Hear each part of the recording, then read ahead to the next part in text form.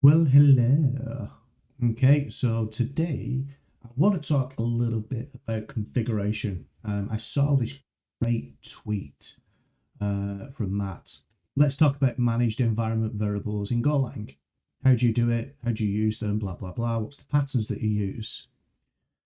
And scrolling down through the comments, there's some amazing feedback, but a consistency that I see is well, environmental variables are just environmental variables. What's so complicated about them?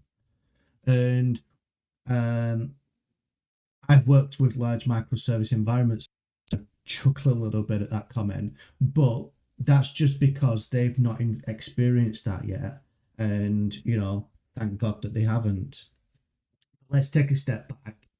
If we look at environmental variables, let's think about what environmental variables are used for. Whenever you're programming anything, you'll have something like a password, a connection, a setting. We had one, just an example, the DPI for the PDFs that are being generated. What should they be?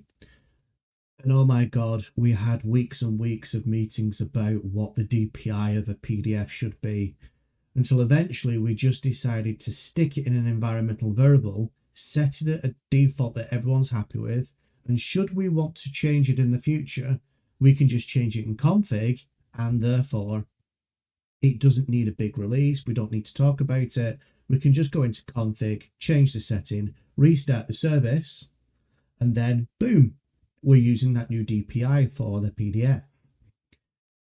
As it just so happens, we set it at a certain value and it was never changed ever again. But that's a different story. So let's look at other things. As a programmer, you're going to be writing stuff and you should get a spidey sense. And this will happen over time where you know that your product owner or the business that you're dealing with are going to want to change these things. A very common one, which is a silly one, is passwords and connection strings. Passwords and connection strings must not be in code because you want to rotate them constantly and you don't want to have to build, write code, change the code, get it in. I mean, if you're in a big company, you've got a sprint, you've got backlogs, you've got to wait 4 months until it goes in. Well, if you're recycling all the time, which you should be doing, then that becomes a problem. If you then go into the world of DevOps, where you've got a team of people who are helping you as part of your team to deliver operationally, then it gets even worse because then DevOps people have got a responsibility to make sure that then passwords on connection strings are being rotated at least once a week, if at worst once a month. Well, if that requires your application to be restarted or updated in code, committed, tested, PR'd, tested through UAT and pushed out into production, that's a sprint, right? That's going to go into a sprint.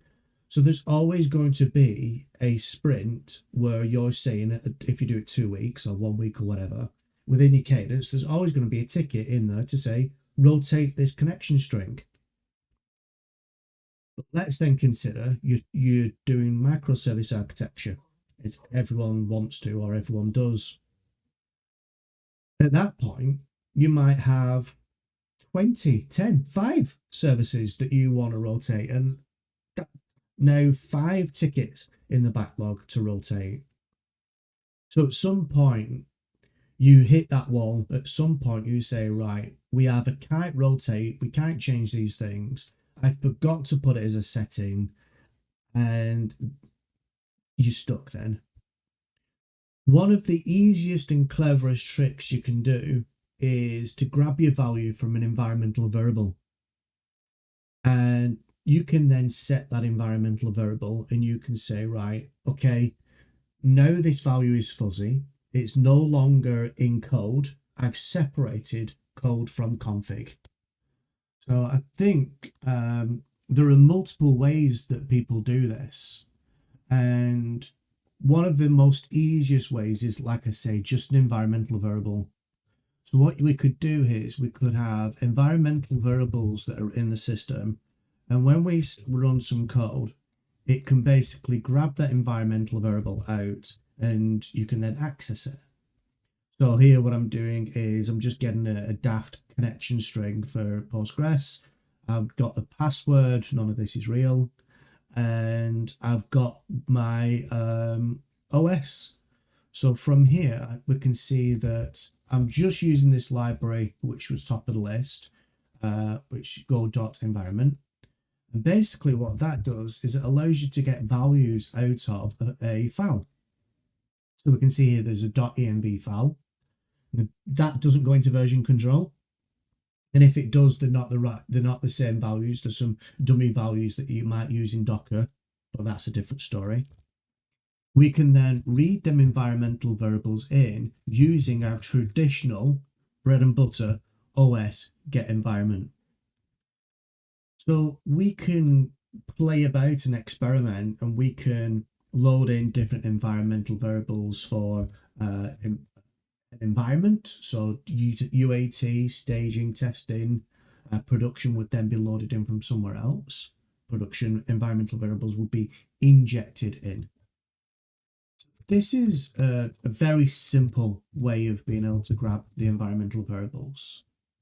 There are then bigger things. For instance, now you've got an ability to grab an environmental variable.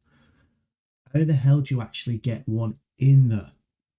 Because yeah, we can read environmental variables, but when this goes to UAT, goes to staging, goes to production, how do the real boy usernames and passwords and connection strings and config find the way into my app?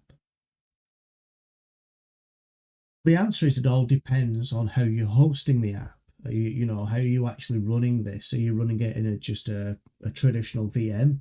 You fire up a service yourself.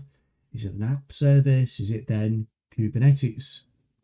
And I've not got 4 hours, and you don't want to listen for 4 hours as I go through each one of them. But traditionally, there are ways of doing it where you can use configured services. So you can use, you can roll your own, or you can actually go and get one.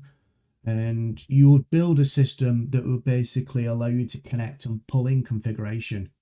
So, this one could get it from a database, could grab it from GoCache or whatever, Redis. Now that Redis, no one loves Redis anymore. And grab that data and display it down to you. So that can then pull that data from these systems and inject it in. There's configuration management from AWS. There's configuration management for Azure.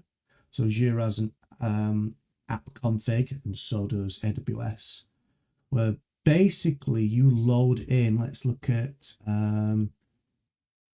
get, shall we? Get a setting. So here we load in via connection string from an environmental variable. Work that out, chicken and egg problem. You get that connection string, which then allows you to connect to the configuration manager to get more settings, which could include the connection string. Anywho, yeah, you get the connection string, you're able to connect to Azure App Config, create a client, and then you're able to get a value out of the connection. And the label basically allows you to specify whether it's UAT, staging, and production. And there's a UI that tracks it on all of these apps. Another one, which is common for Kubernetes, is secrets and config maps. So what we have here is failure to communicate. So what we have here is a config map, which is just a key value pair of data that floats around in Kubernetes, and you can allocate it into different namespaces and make it available to your app. So here's a config map. There's some data here with a key value pair, nothing complex here. Some core details for how long it lives. And then when within your pod, which is the app that's running inside Kubernetes, we're going to have a container or containers, but who the hell runs multiple containers inside one pod? Demo. And what we're going to do is we're going to set some environmental variables, but we're going to set them environmental variables from a key map. And we're going to say get the key map game demo, get the key UI properties file name, and inject it into this pod, this app, as an environmental variable called that. So this is really good, and you can also do the same for secrets. So things like passwords, something that's should be kept very secure, can go in there. And traditionally, secrets won't show up in build environments. They won't show up in logs. The ecosystem knows to keep them protected, including things like Prometheus and Datadog and things will honor that and automatically obfuscate that data, which I think is really cool. But anyhow, we've mapped this config map, we've got access to it, we've injected it in, and we've got that data. So we looked at Azure, we also looked at this Go.net. And then the core reasons for this, the core reasons for actually doing this, as I discussed at the beginning, is there's a lot of security, there's a lot of easiness, there's a lot of being able to deploy and mess with things. But at the same time, it also makes it a hell of a lot easier from a deployment point of view. So that is configuration. What I want to start doing is actually have a look through and start going through Matt's list. There's a great list of loads of different configuration systems, and I want to just have a play about with them. I want to feel which one is better. You know, I've used a couple, can't think of the name off the top of my head. Uber. I've used UberGo and things like that for configuration. On the Windows side, I've used Azure App Config and their SDK, and they work pretty well. Some of them have some downsides where, in order to configure them to automatically refresh the data, it's challenging. So let's say, for instance, you are updating a setting and this setting is used across 20 different microservices. Well, how do you know as an ops person which app is using which config? How do you know now which apps that now need to restart to get that new config? And that turns into a whole game. With config maps and Ergo CD, realistically, it's supposed to be able to detect that and restart. But once again, things aren't that easy. So I want to start going through them and actually really poking the bear, working out which one's the best, and then we can decide at the end of it. So this is going to be a collection of videos that I hope to put out there. If you want to see a particular library, or if you want to see a particular problem that you've had at work and how I may have solved it, or how I can research it and help you solve it, then please, you know the drill. Anyway, thank you and see you soon.